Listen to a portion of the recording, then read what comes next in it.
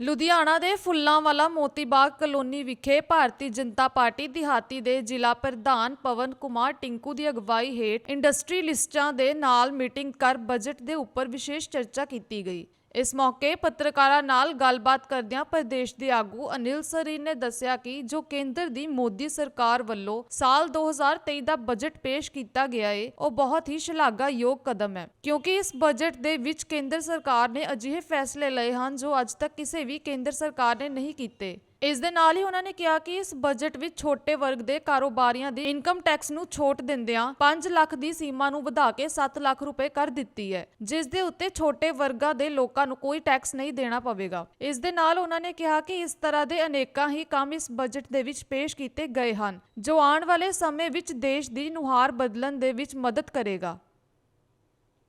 ਲੁਧਿਆਣਾ ਤੋਂ ਅੱਜ ਦੀ ਆਵਾਜ਼ ਲਈ ਦੀਪਕ ਪੁਰੀ ਦੀ ਰਿਪੋर्ट। ਜਦੋਂ ਦਾ ਕੇਂਦਰ ਦਾ ਬਜਟ ਆਇਆ ਸਾਡੇ ਪੂਰੇ ਦੇਸ਼ ਭਰ ਵਿੱਚ ਅਲੱਗ-ਅਲੱਗ ਥਾਵਾਂ ਤੇ ਬਜਟ ਤੇ ਚਰਚਾ ਦਾ ਕਾਰਜਕ੍ਰਮ ਚੱਲ ਰਿਹਾ, ਜਿਹਦੇ 'ਚ ਅਸੀਂ ਜਾ ਕੇ ਵਪਾਰੀਆਂ ਨਾਲ, ਕਿਸਾਨਾਂ ਨਾਲ, ਸ਼ਹਿਰੀਆਂ ਦੇ ਨਾਲ, ਅਲੱਗ-ਅਲੱਗ ਤਰ੍ਹਾਂ ਦੇ ਭੈਣ ਭਰਾਵਾਂ ਦੇ ਨਾਲ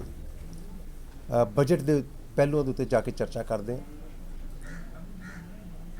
ਔਰ ਉਹਨਾਂ ਦੇ ਕੀ ਵਿਚਾਰ ਨੇ ਬਜਟ ਬਾਰੇ, ਇਹਦੇ ਬਾਰੇ ਵੀ ਜਾਣਕਾਰੀ ਸਾਨੂੰ ਮਿਲਦੀ ਹੈ। ਔਰ ਮੈਨੂੰ ਇਹ ਦੱਸਦੇ ਹੋਏ ਬੜੀ ਖੁਸ਼ੀ ਹੋ ਰਹੀ ਹੈ ਕਿ ਮੈਂ ਜਿੰਨੀਆਂ ਵੀ ਮੀਟਿੰਗਾਂ 'ਚ ਗਿਆ ਵਾਂ, ਹਰ ਥਾਂ ਦੇ ਉੱਤੇ, ਚਾਹੇ ਉਹ ਟ੍ਰੇਡ ਇੰਡਸਟਰੀ ਦੇ ਲੋਕ ਹੋਣ, ਚਾਹੇ ਕਿਸਾਨ ਵੀਰ ਹੋਣ, ਚਾਹੇ ਭੈਣਾਂ ਹੋਣ,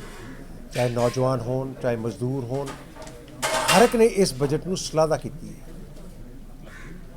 ਔਰ ਮੈਂ ਇਹਦੇ ਲਈ ਪ੍ਰਧਾਨ ਮੰਤਰੀ ਸ਼੍ਰੀ ਨਰਿੰਦਰ ਮੋਦੀ ਜੀ ਔਰ ਭੈਣ ਨਿਰਮਲਾ ਸੀਤਾਰਮਨ ਜੀ ਜਿਹੜੇ ਵਿੱਤ ਮੰਤਰੀ ਨੇ, ਉਹਨਾਂ ਨੂੰ ਬਹੁਤ ਬਹੁਤ ਵਧਾਈ ਦਿੰਦਾ ਇਸ ਗੱਲ ਦੀ। ਇਹ ਬਜਟ ਜਿਹੜਾ ਲੈਂਦਾ ਹੈ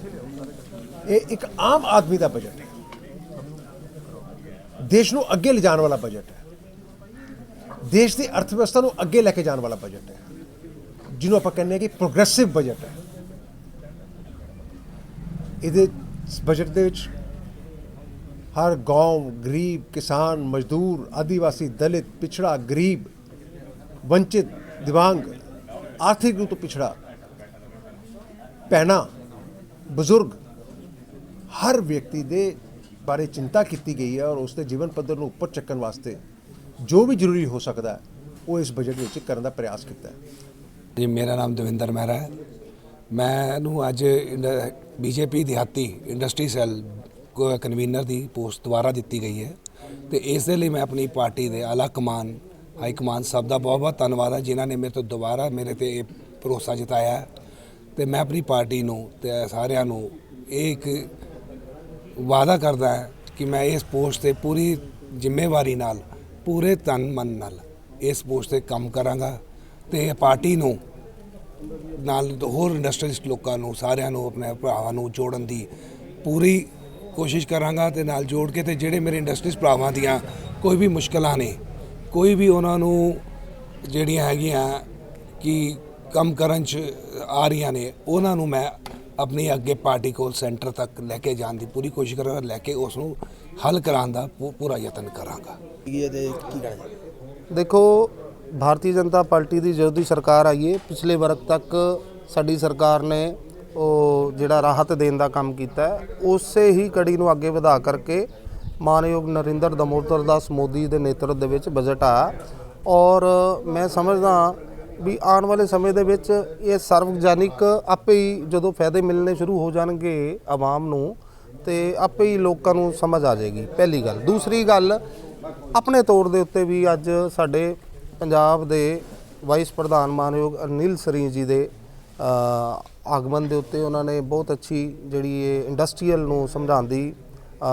ਕੋਸ਼ਿਸ਼ ਵੀ ਕੀਤੀ ਹੈ ਔਰ ਸਮਝੇ ਵੀ ਹੈ। ਔਰ ਚਾਹੇ ਉਹ ਰੇਲ ਦਾ ਹੋਵੇ ਬਜਟ, ਚਾਹੇ ਉਹ ਸੈਨਾ ਦਾ ਹੋਵੇ, ਚਾਹੇ ਆਰਮੀ ਦਾ ਹੋਵੇ, ਚਾਹੇ ਮਹਿਲਾਵਾਂ ਦਾ ਹੋਵੇ, ਉਹਨਾਂ ਨੇ ਹਰ ਵਰਗ ਨੂੰ ਪਿਛਲੀ ਸ਼੍ਰੇਣੀ ਦੇ ਖੜੇ ਹੋਏ ਇੱਕ ਇਨਸਾਨ ਤੱਕ ਆਪਣੀਆਂ ਜਿਹੜੀਆਂ ਰਾਹਤਾਂ, ਸਰਕਾਰ ਦਾ ਜੋ ਦਿਸ਼ਾ ਨਿਰਦੇਸ਼ ਹੈ ਉਹਦੇ ਅੰਤਰਗਤ ਬਿਲਕੁਲ ਸੇਵਾ, ਨਿਮਰਤਾ, ਸ਼ਰਧਾ, ਵਿਚਾਰ ਦੇ ਨਾਲ ਇਹ ਬਜਟ ਅੱਗੇ ਲਿਆਂਦਾ ਤੇ ਇਹਦੇ ਵਿੱਚ ਕੋਈ ਐਸੀ ਇਸ਼ੂ ਨਹੀਂ ਹੈ ਜੀ। ਮਹਿਲਾਵਾਂ ਜਿਹੜੀ ਰਿਬੇਟ ਆਈ ਉਹ ਜਿਹੜੇ ਆਦਮੀਆਂ ਦੇ ਬਰਾਬਰ ਰਹੇਗੀ, ਕਿਵੇਂ ਪਹਿਲਾਂ ਮਹਿਲਾਵਾਂ ਨੂੰ ਜਿਹੜੀ ਜ਼ਿਆਦਾ ਫਾਇਦਾ ਹੁੰਦਾ ਸੀ? ਮਹਿਲਾ ਹਿੰਦੁਸਤਾਨ ਦੇ ਸਾਡੇ ਗ੍ਰੰਥਾਂ 'ਚ ਵੀ ਸਰਵੋਪਰੀ ਸ੍ਰੇਸ਼ਟ ਨਾਰੀ ਨੂੰ ਮੰਨਿਆ ਗਿਆ ਔਰ ਉਸੇ ਹੀ ਕੜੀ ਨੂੰ ਅੱਗੇ ਲੈ ਕਰਕੇ ਮਾਨਯੋਗ ਨਰਿੰਦਰ ਦਮੋਦਰ ਦਾਸ ਜੀ ਦੀ ਜਿਹੜੀ ਇਹ ਨੇਤਰਤ ਦੀ ਸਰਕਾਰ ਮਹਿਲਾ ਨੂੰ ਪਹਿਲਾ ਸਥਾਨ ਜਿਹੜਾ ਦੇਣ ਦੀ ਕੋਸ਼ਿਸ਼ ਕੀਤੀ ਹੈ ਔਰ ਚਾਹੇ ਬਜਟ ਦੀ ਗੱਲ ਹੋਵੇ ਚਾਹੇ ਕੋਈ ਮਹਿਲਾ ਦੇ ਜਿਹੜੀ ਇਹ ਇੰਡਸਟਰੀਅਲ ਮਹਿਲਾ ਚਾਹੇ ਉਹ ਕੋਈ ਫੈਮਿਲੀ ਹਾਊਸ ਵਾਈਫ ਹੋਵੇ ਉਹਨਾਂ ਨੂੰ ਸਾਰਿਆਂ ਨੂੰ ਜਿਹੜੀ ਇਹ ਬਜਟ ਦੇ ਵਿੱਚ ਉਹਨਾਂ ਨੂੰ ਰੂਪ ਰੇਖਾ ਜਿਹੜੀ ਹੈ ਬਿਲਕੁਲ ਸਨਮਾਨਿਆ ਦਿੱਤੀ ਹੈ ਜੀ। ਛੋਟੇ ਵਰਗ ਦੇ ਲੋਕਾਂ ਲਈ ਜਿਹੜੀ 7 ਲੱਖ ਦੀ ਜਿਹੜੀ ਇਨਕਮ ਟੈਕਸ ਦੀ ਜਿਹੜੀ ਕਰ ਦਿੱਤੀ ਹੈ ਉਹ ਕਿਸ ਤਰ੍ਹਾਂ ਦੀ? ਦੇਖੋ ਇਹ ਤਾਂ 2-2.5 ਲੱਖ ਰੁਪਏ ਮੈਂ ਹਮੇਸ਼ਾ ਸੁਣਦਾ ਹੁੰਦਾ ਸੀਗਾ ਕਾਂਗਰਸ ਸਰਕਾਰ ਵਾਰੀ ਔਰ 2-2.5 ਲੱਖ ਤੋਂ ਅੱਜ 3 4 5 6 ਤੇ 7 ਲੱਖ ਰੁਪਏ ਤੱਕ ਉਹਨਾਂ ਨੇ ਅੱਗੇ ਵਧਾਈ ਹੈ ਤੇ ਇਹ ਸਰਕਾਰ ਦਾ ਜਿਹੜੀ ਆਏ ਹੈ ਉਹਨੂੰ ਹੀ ਦੇਖ ਕਰਕੇ ਅੱਗੇ ਵੱਧਦੀ ਹੈ ਜੀ।